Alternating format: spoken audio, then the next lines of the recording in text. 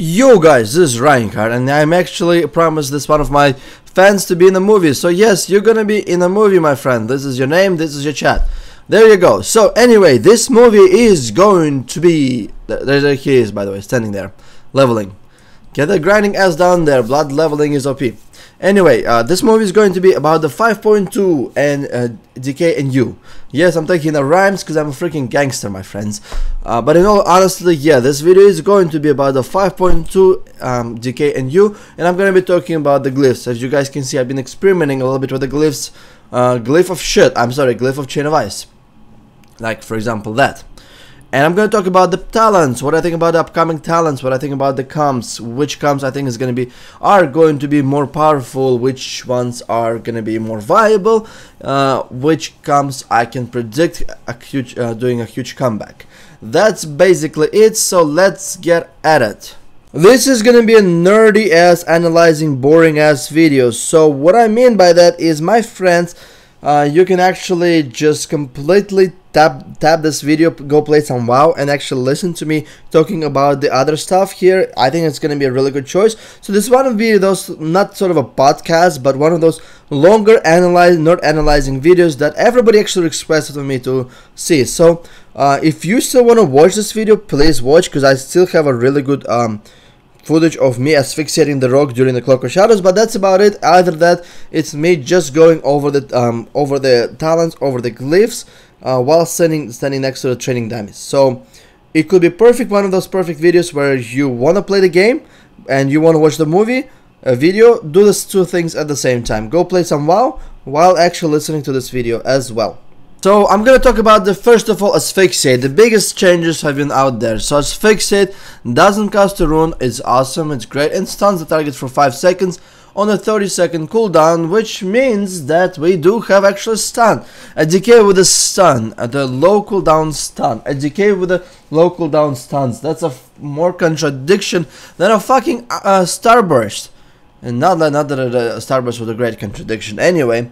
But the reason why it's gonna be amazing is because for the comps that don't have a stun, they will have a stun, meaning that it's actually gonna put like a really good viability to play with a Shadow Priest, with a Lux, with a Boomkins, because we're gonna have an amazing stun, my friends. And we can do hard swaps, and with our damage, this is a very solid choice.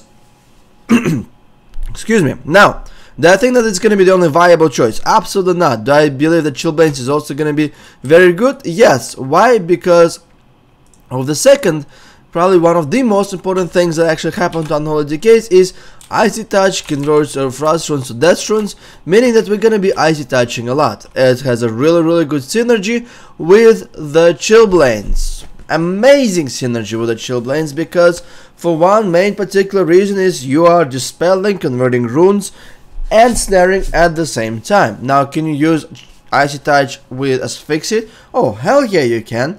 The only thing that Icy Touch, I would say, is if you're Icy Touching, do not chain of icing a lot. That's the only thing I can actually tell you guys, because just overall, if you're running Chillblains, make sure you only chain of icing when you actually need to pin down the target. Meaning, use it for the root, don't use it for the snare. And that's basically it. Okay, now, the last tier we have here is Death Advance, and as soon as I finish those two, I have one really cool name for Asphyxiate. And for Death Advance, I think it's actually still a decent choice, even though it can, like, down the hill a lot, because the other two choices became way more powerful. But overall, the reason why I like Death Advance, because it is going to be infinitely a lot easier to kite casters behind the pillars. It will be easier to kite the rogues when they're training you. It's just gonna be easier in general to get the people off of you. And the other reason is because of a conversion buff, and this is the sidetracking. We are moving to conversion, and when I was actually talking about Asphyxiate. Anyway, now let's talk about the conversion here really quickly, guys. Conversion. 5 runic power cost compared to 10. My idea, my suggestion, kudos to me, my unholy brethren. No, I'm just kidding, but actually thanks everybody for supporting me about that idea.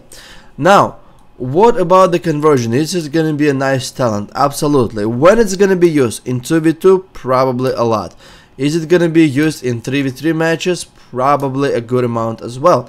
What is gonna be good against? It could be good against the non-burst teams. For example, Kitty Cliff does a good amount of burst, sure, does a good amount of damage, yeah.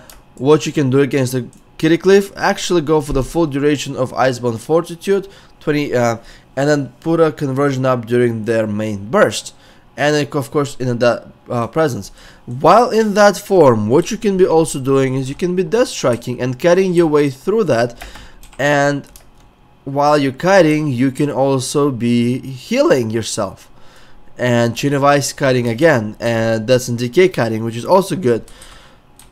This is where the Death Advance is gonna come in handy, because it's gonna be really good. Your server is Dark Spear. Nah. Is my server Dark Spear? Nah, not really. I've yet to find that out. Okay, so basically this is how it goes, my friends. I think that conversion is going to be a decent choice against the high sustain teams. Against the high burst teams, I don't think it's going to be just as good. But then again, I'm gonna test the conversion basically against pretty much everything. And what I mean about pretty much everything, I'm gonna try to test against any 3 scum to find the viability, and then I'm gonna let you know. I'm gonna try to experiment a little bit in the beginning of the season. Now, what about the Siphon? It's still gonna be a joke. It hits for like 13k in PvP. And it costs you a necrotic plus casting you a space for healing. So no, never ever pick it. Death Pact 5v5 would be a better choice in my opinion. RBGs, I think that Death Pact is going to be a superior choice, because you need the amazing burst healing when people are getting swapped to you, so your healers can have a little bit of a time to switch to you and heal. Now we're going to talk about another really cool and weird thing. Is everybody knows what Unholy Blight do, and it's pretty good talent, but I'm going to talk about the Plague Lich here. And the reason I'm going to talk about the Plague Lich is very simple, is because it basically, you can convert one of your Plague Strikes to your, Death Rune, which is amazing, and it basically gives you practically extra Death Rune while you can actually Plague Strike. And the other reason why it could be a semi-viable option is to actually use that in conjunction with Auto Break. Let's say you're popping all your cooldowns, you want to refresh your diseases, you can then consume your Plague Lich, get that extra Death Rune going, and then do a Plague Strike, and then do Pestilence and spread disease around again, which is going to be very interesting. So Plague Lich viability went a little bit up. Will I personally gonna use it? Probably never. Maybe in the duels. Probably gonna be using it in the duels. That's probably gonna be a good option to say. But other than that, I'm probably never gonna use it. The viability of Unholy Blight went down a little bit, because it's gonna be a lot easier for Unholy Decays to apply that. For Frost Decay, it's remained unchanged, meaning that Plague Lich is shit. Unholy Blight, it probably could be a superior choice. Rolling Blood, I think, will remain the same, because if not, it made it a little bit easier for us to spread diseases. But that's about it. So with that said, I think the Plague Lich is definitely could be a viable option, but I hate Pestilencing with no damage. I like damage rolled into a Blood Bowl, because Blood Bowl does hit a lot. For those people who are not sure how high it hits, it crits up to 40k in RBGs for me. So it does good damage. Now the next tier is 57, Lichborn in conjunction with Conversion. What is gonna be? Would I pick anything else here? Possibly it could be Conversion can create a different windows of picking other things here. Purgatory maybe for RBGs, Anti-Magic Zone maybe for arenas, especially for a reliable peel against the casters or RMP. But in all seriousness, Lichborn is still gonna be a far superior Runic Dump Hill. Yes, your conversion is nice. Yes, it's cute. Yes, it's pink. Yes, it's... what the fuck am I talking about? No, let's be frank here. Your conversion is gonna heal for a lot. But don't please never ever forget the power of Lichborn healing while all your CDs are popped. As you guys can see, I healed myself for roughly about 94k with both proc trinket and activate trinket, and 75k with just an activate trinket up. Meaning that if you know how to use Lichborn properly with your cooldowns popped to provide a really good counter pressure cooldown, then Lichborn is still gonna be a very viable option, despite that conversion will probably be good running power dump when it comes to healing at the same time. Okay, last but not least, let's come back now. Let's come back to Asphyxiate like I promised. And the reason why I'm saying let's come back to Asphyxiate, because there's two things I want to talk about it, and this is going to be a perfect transition to the glyphs. You see how smart I am, my friends? Okay, so basically, let's talk about the Asphyxiate right now. The thing about the Asphyxiate you might want to know is how awesome it is to pop your Remorseless Winter and Asphyxiate at the same time, because it's gonna provide a really good 7-second stun. So yeah, it actually works quite nicely, because Asphyxiate can help us to get our Remorseless Winter up. Now, how much of an extra stun is that going to be? Is that it's going to be only about a 2-second stun. Why is it 2-second stun? Because you're gonna have to use Remorseless Winter first and then Asphyxiate. So you pop your Remorseless Winter and then Asphyxiate. You don't do Asphyxiate and then pop Remorseless Winter. Maybe you can pull it off, but the problem with that is that the healer is gonna have 1 second to dispel your Remorseless Winter stacks. So you might get an extra stun of your Remorseless Winter if you pop it after Asphyxiate, meaning you're gonna get 3 of diminishing return stun seconds, or you can pop it before that and you're gonna get a guaranteed 2 diminishing return stun seconds. Which one is better? I have absolutely no idea what to tell you, my friends. Is Asphyxiate gonna be a premier choice against anybody but mages in duels? Oh yeah, you bet your ass it will be. And basically, I think that Asphyxiate is gonna be a who's your daddy talent for against the rogues. Like a rogue is basically, you know how they like got the legendary daggers. They like get behind you, trying to molest you. And this is gonna be perfect option of saying who's your daddy. Why? The main reason why I think it's gonna be a good counter rogue comp is because you can Asphyxiate them during the Cloak of Shadows, which is actually very amazing, because the biggest problem with Decades was not being able to peel rogue off of our healers DPS while they're popping Cloak of Shadows, because all our peels are mainly associated with the actual spells. The only thing we could do is a pet stun, but it's a 3-second stun. And in the beginning, you're not going to have a 4-second stun during the rogue opener. So I think that Asphyxiate against the rogues is going to be a very smart choice. So yeah, the stun that goes through Cloak of Shadows, amazing.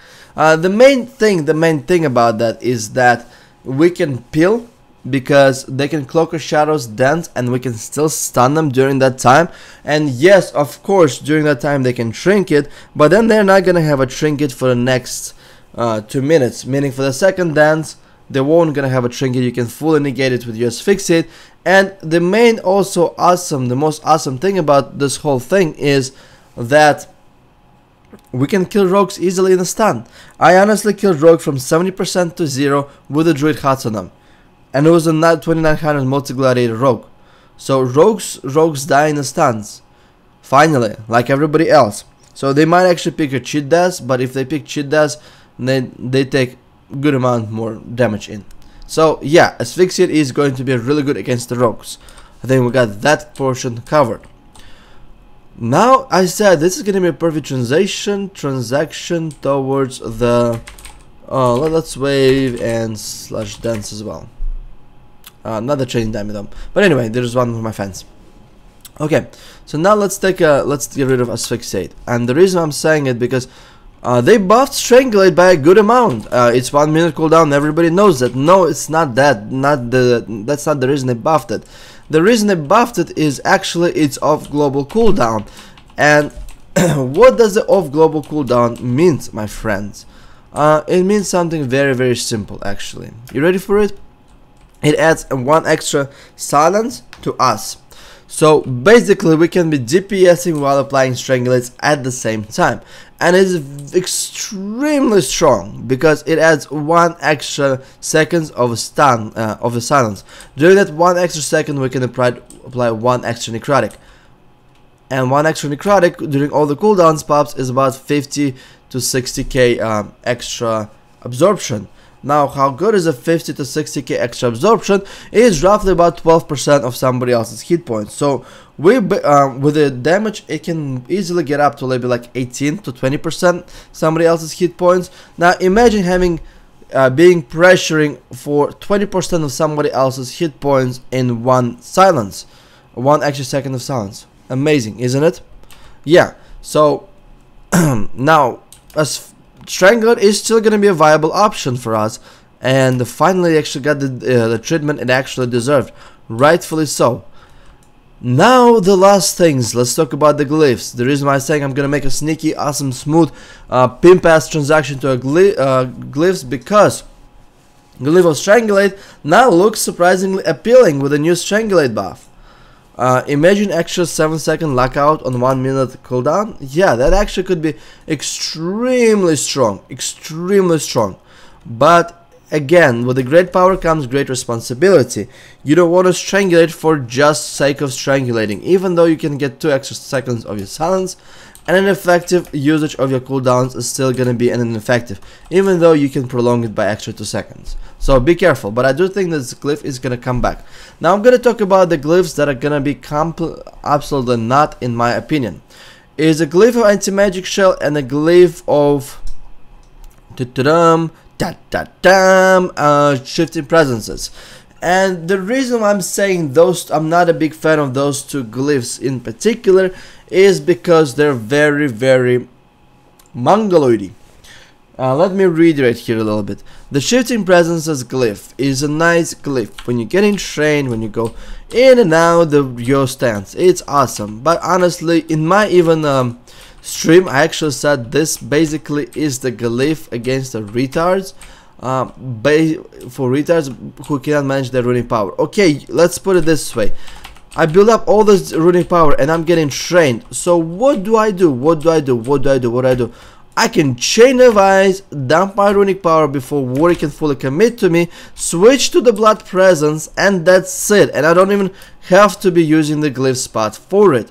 The biggest thing about the glyphs run Holy Decays is that they provide some sort of a strong utilities concepts. I'm talking about the glyph of Icy Touch. I'm talking about the glyph of Death and Decay. Glyph of Pestilence. Oh my god. It's amazing. Glyph of Icebound Fortitude. Extra trinket against a stun.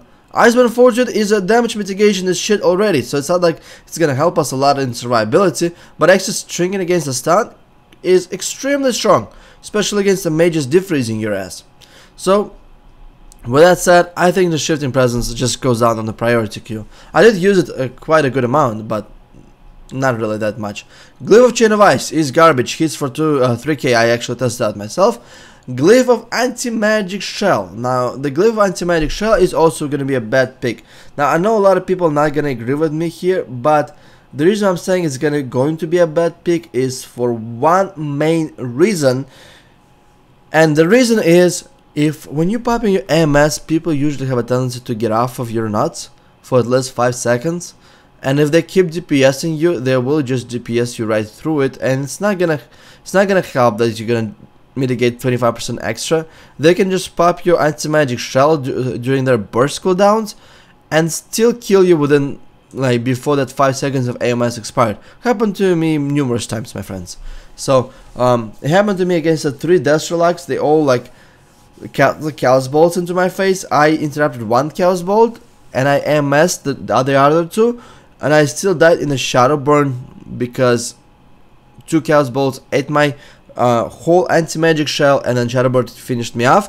And that's so much for having anti-magic shell glyph, because it doesn't, it just helps you get rid of your AMS a little bit faster. Think about it this way. So the only thing it's good for is absorbing that extra critical more amounts of runic power for conversion or lich burn heal, but that's about it. Now the glyphs that are very strong and underrated, underrated. It's a glyph of Iceman Fortitude. Not many people use it, but it's actually extremely strong. Glyph of Auto Break, believe it or not, it's actually pretty damn amazing to be able to actually apply diseases unranged. And especially this works really good with the Chillblains. So that's kind of the things. What are the solid choices for the glyphs? Gonna be in 5.2. It's gonna be Dark Simulacrum, Descent Decay. I really wish they would make something about this glyph, because I think the glyph is still garbage. Let's see how much it absorbs in PvP, because last time I checked it was 16k, 23k. So I need to test out. I think that the healing fatigue still applies to a Death Coil, meaning that it's not going to be at 23k, meaning it's going to be somewhere around like 16k.